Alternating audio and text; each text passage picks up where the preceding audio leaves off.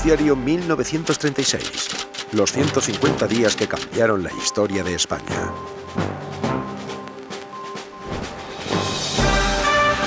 Noticiario independiente de la tarde. Desde nuestros estudios de la calle Antonio Maura de Madrid.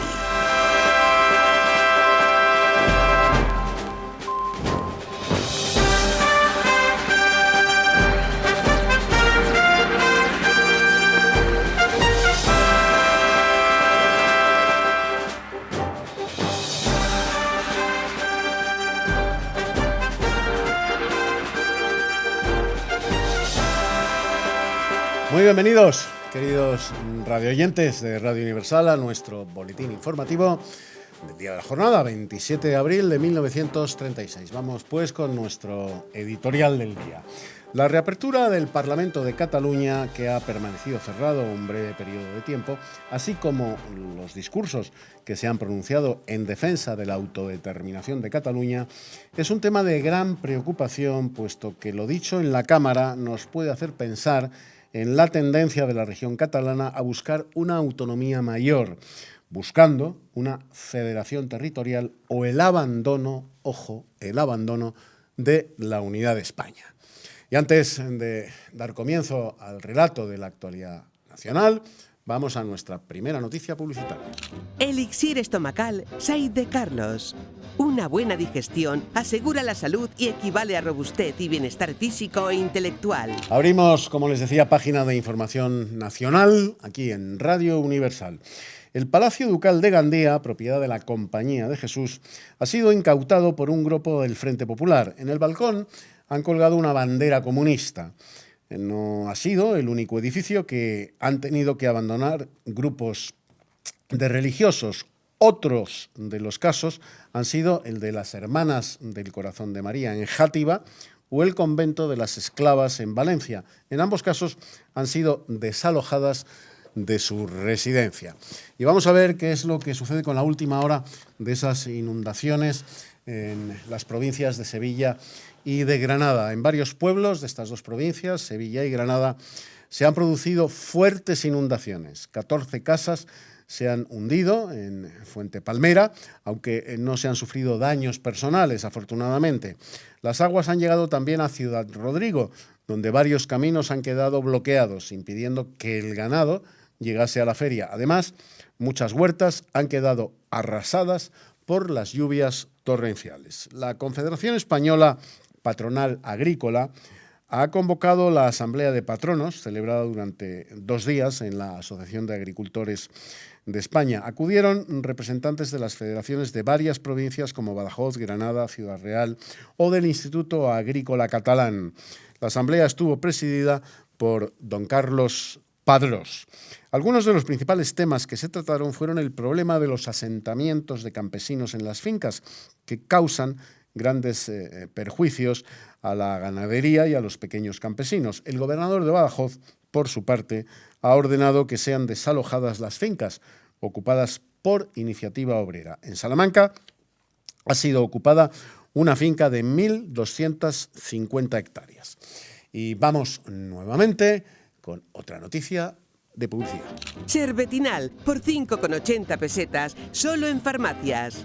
Pon remedio al ardor, dolor de estómago, acidez, úlcera, vómitos, diarrea, estreñimiento, colitis y demás malestares vinculados a los intestinos o al estómago. Deja de sufrir y toma Serbetinal, el verdadero, no sucedáneos que mantendrán tu malestar. Abrimos esa página de información internacional que les anunciaba en el boletín de Radio Universal. El ministro británico de Asuntos Exteriores, Mr. Eden, ha pronunciado un discurso en el que expresa que el papel de Inglaterra no es únicamente de árbitro, sino que además debe garantizar que se cumpla el Pacto de Locarno y que este acuerdo obliga a Inglaterra a cumplir compromisos estrictos. Ha recordado también la violencia con la que ha actuado Alemania, aunque no ha explicado las medidas que tomarán los británicos en este asunto. Sin embargo, en sus palabras ha quedado clara la favorabilidad del gobierno inglés a la situación francesa. Se ha producido un incidente en la frontera entre Rusia y Japón, un lugar claramente delimitado. La rápida reacción de ambos países y el envío de tropas en poco tiempo ha generado gran intranquilidad entre los observadores, pues hasta ahora en este tipo de conflictos solo habían sido enviadas tropas de Manchukuo o de Mongolia. Un protocolo de submarinos será firmado pronto por todas las potencias que participaron en el Tratado Naval de Washington. Ya han comenzado las negociaciones entre los Estados Unidos, Inglaterra y Japón sobre las cuestiones del Pacífico. Japón ha pedido a Inglaterra que las islas del Pacífico no sean fortificadas, algo que no está claro todavía para los británicos. Y en cuanto a la información deportiva y de actualidad, nos traen de redacción, como siempre, en nuestra última hora. Referente a los deportes, el boxeador Bobby Risco ha sido derrotado en Seattle por Freddie Steele. Y en cuanto a la actualidad, debemos reseñar en el Cine Capitol se estrena David Copperfield y en El Callao La Fugitiva. Y precisamente con estas recomendaciones cinematográficas para disfrutar en familia, nos vamos a despedir dejándoles, como siempre, con una melodía de nuestra selección musical. Hasta mañana, amigos. Gracias. Búscate un enchufe, aprende de mí. No seas jabalí. Búscate un enchufe, eso habrás sacado. Bueno, aquí estamos, nuevamente, como hacemos todos los días en el Noticiario 1936. Atravesamos el puente del tiempo y del 27 de abril de 1936 nos trasladamos, nada, en unos segundos, al día de la fecha del siglo XXI, 27 de abril de 2019. Y vuelve a estar con nosotros una de las estrellas académicas de este programa, que es la profesora Teresa Cid. Ella es profesora de Historia del Pensamiento Político de la Universidad CEU San Pablo. Hoy, Teresa, muy bienvenida, por supuesto. Muchas gracias, encantada. Muchas gracias por haber vuelto al programa. Hoy vamos a tener pues una charla prácticamente monográfica sobre el sempiterno tema catalán que en la Segunda República y sobre todo a partir de la llegada al poder a través de un pucherazo, no nos cansaremos nunca de repetirlo.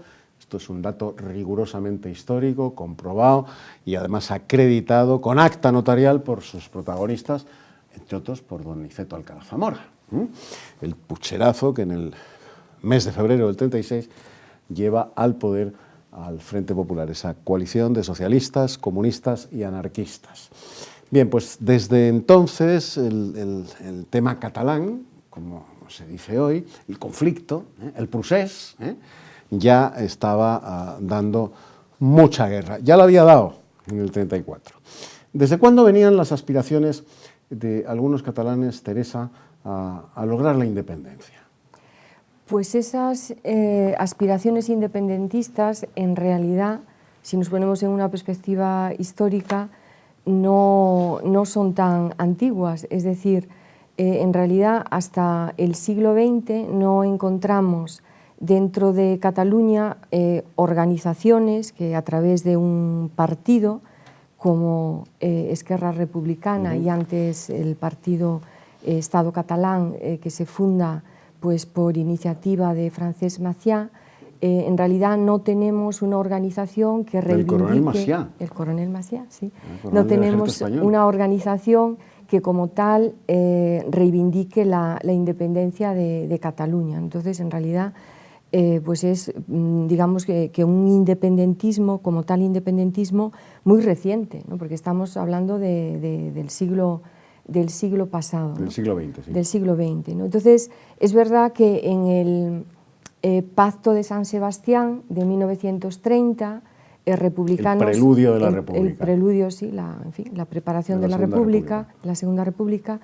En ese pacto sí que es verdad que republicanos y socialistas prometieron que se darían los pasos pues, para hablar de la autonomía de Cataluña, para satisfacer un poco pues, esas aspiraciones que ya se habían presentado en la época de Primo de Rivera y que la respuesta fue totalmente negativa, ¿no? Entonces, que es curioso, permíteme que introduzca, como se dice en términos periodísticos, una morcillita. Sí. Es curioso que a don Miguel Primo de Rivera, que lo llevan al directorio militar, fundamentalmente los catalanes, la burguesía catalana, él era capitán general de Cataluña en aquel momento, en 1923, que conocía muy bien a los catalanes, muy bien, y los catalanes a él.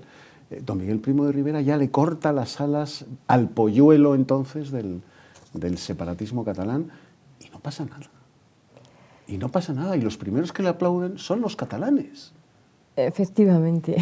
Los primeros que le aplauden son los propios catalanes. Así es.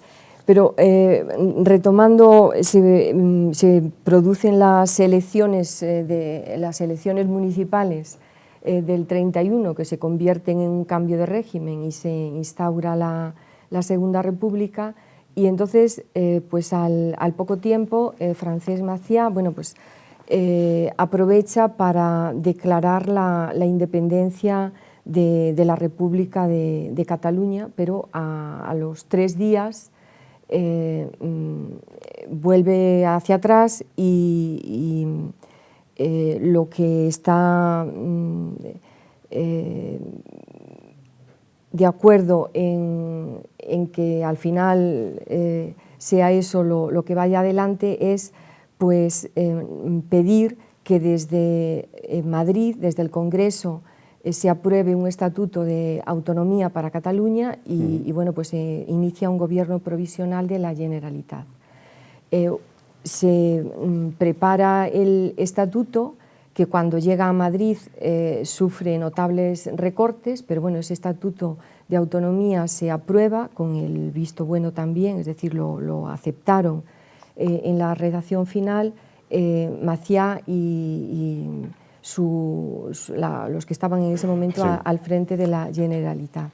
Después se producen las elecciones del 33, donde gana la derecha, y entonces, bueno, el bienio negro. El bienio negro, entonces, como sabemos muy bien, pues la izquierda no acepta el resultado de las urnas y, bueno, pues se producen los acontecimientos, bueno, la sublevación de Asturias y también al frente de la Generalitat, que ya no estaba Macià, había muerto en el 33, está al frente de la Generalitat Companys, que pues tiene el 6 de octubre del 34 pues esa célebre declaración del Estado de Cataluña dentro de la República Federal, la Segunda República Federal. Que bueno, pues era una... Algo que es absolutamente anticonstitucional. Por supuesto, porque entre otras cosas España la República no era una república federal, pero bueno, era una manera de protestar, de ir en esa dinámica de que nosotros aquí no acatamos el resultado de las urnas, en definitiva. Bueno, se produce un juicio y son condenados los que participaron en esa declaración. La proclamación del Estat catalán. La proclamación del Estat catalán, que apenas duró unas horas, porque rápidamente Hombre, ¿cómo me suena eso? Se doblegaron. Este duró unas horas, el de Puigdemont duró apenas 8 segundos. Sí, pues fueron condenados a 30 años de cárcel y se suspendió la autonomía, ¿no? Entonces ese fue dentro del bienio negro. Luego, cuando llega al poder el Frente Popular, se vuelve a restaurar la autonomía y con Companys al frente, pero sí que es verdad que en esos meses de gobierno del Frente Popular, donde se iban radicalizando y bueno, pues las aspiraciones revolucionarias de unos, la ineptitud de otros, pues venía el caos, pues sí que es verdad que el gobierno republicano trata de centralizar al máximo sus fuerzas y la Generalitat en realidad estaba reducida casi a una diputación sin apenas poder, o sea, pero dentro de la lógica de desgobierno que existía en ese momento de los últimos meses de la República, donde tantos republicanos al final se cambiaron de bando porque vieron que aquello pues, que no tenía realmente dirección. Ahora, lo que pasaba entonces y lo que sigue pasando ahora y es que no... desde fuera de lo que es el lenguaje de los independentistas, o sea, lo que ellos pedían ahora y lo que pedían entonces y lo que piden ahora en el fondo quieren reconocer nosotros somos diferentes, porque como sabemos muy bien, los movimientos nacionalistas que tienen su raíz en el siglo XIX pues son movimientos románticos que no atienden razones. Es un placer escucharte, pero aquí no mando yo, ni siquiera José Antonio León, manda el tiempo, y el tiempo pues, se nos ha terminado. Nos tenemos que despedir de todos ustedes, queridos amigos, hasta la edición de mañana de Noticiario 1936. Hasta entonces, muchas gracias por su atención. Adiós, amigos. Pena.